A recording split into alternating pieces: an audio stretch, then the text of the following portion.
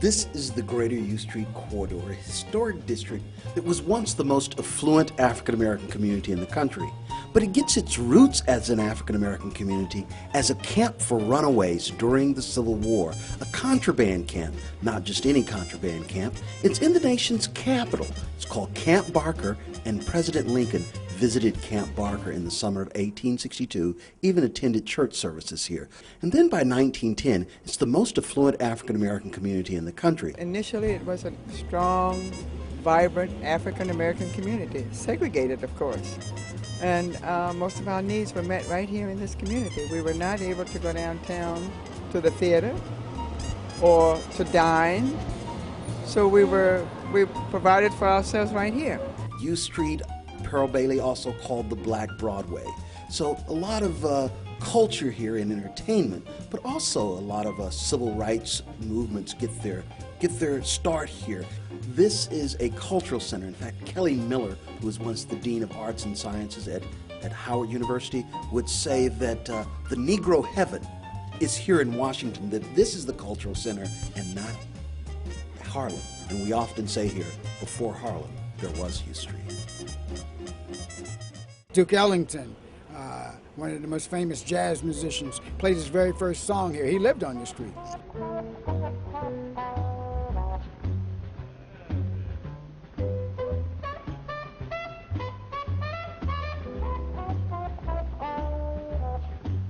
Anyone who's read the autobiography of Duke Ellington knows the building that we're in. This is the True Reformer building today, it's called, but it began as the True Reformers Hall. It was designed by an African-American architect, John Anderson Langford, but Duke Ellington writes that he became a professional in May of 1916 on the second floor of this building. So this is a major landmark. Also at 13th and T, we have the Whitelaw Hotel, a hotel that was a five-star hotel for wealthy African Americans. U Street was the playground for wealthy African Americans, and the Whitelaw Hotel was where they stayed.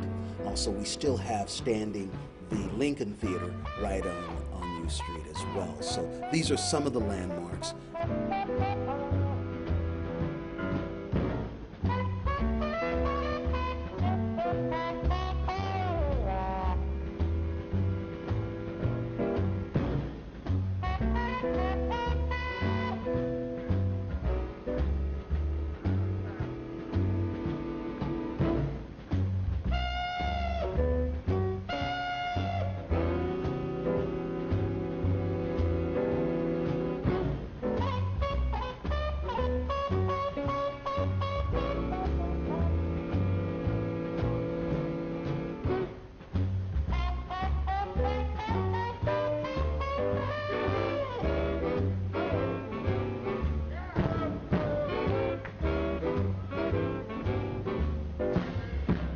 And of course, everyone knows about what I'll call a recent addition. It's only a 50-year-old establishment, but continuously run, Ben's Chili Bowl. And everybody knows about Ben's Chili Bowl, right? Mr. Ali came here in 1940s. Eventually we go to Howard University. Eventually we graduated, and he wanted three things. He wanted a family, he wanted to help somebody, and he wanted a business. And he was able to accomplish all three. Starting off with trying to find a place to start his business, he came here. This building here was built in 1910. He would eventually make him a little bit of money and go down the street to the first African-American bank called Industrial National Bank.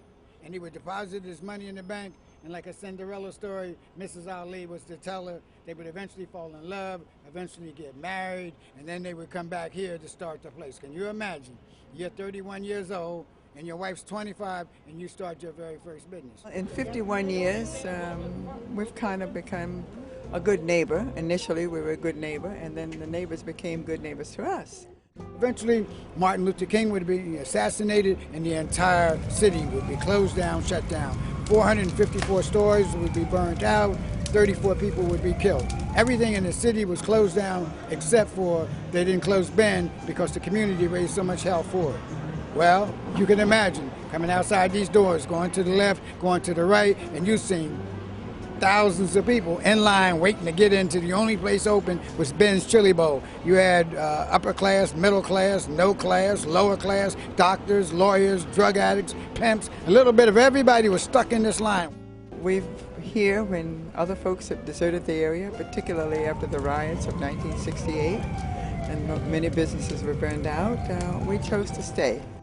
I think we may be the only business that was never broken into or robbed or really mistreated or disrespected, so I'm so terribly proud of that.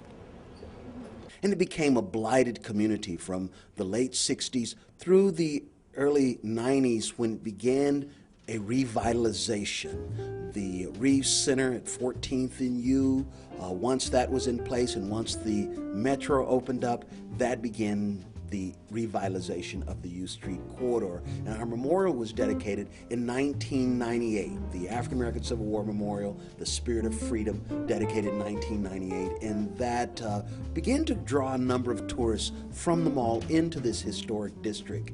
And of course, you see the development here. This is a revitalized community now.